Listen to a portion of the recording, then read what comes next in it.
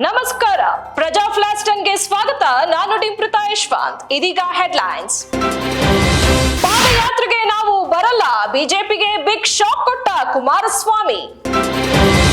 ADGP Alok Kumar, ಇಂದಿನಿಂದ ಹೆದ್ದಾರಿಯಲ್ಲಿ 130 kilometre ವೇಗ ದಾಟಿದ್ರೆ ಎಫ್ಐಆರ್.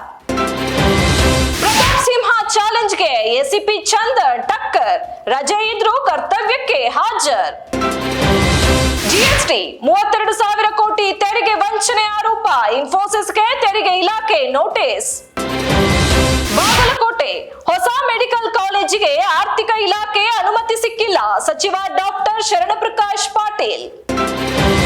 ಡೆಲ್ಲಿ ರೇನ್ಸ್, ವರುಣಾರ್ಭಟಕ್ಕೆ ರಾಜಧಾನಿ ತತ್ತರ, ಗಂಟೆಯಲ್ಲಿ 11.2 ಸೆಂಟಿಮೀಟರ್ ಮಳೆ, 2 ಸಾವು, ಸಂಚಾರ ಜನಜೀವನ ಅಸ್ತವ್ಯಸ್ತ.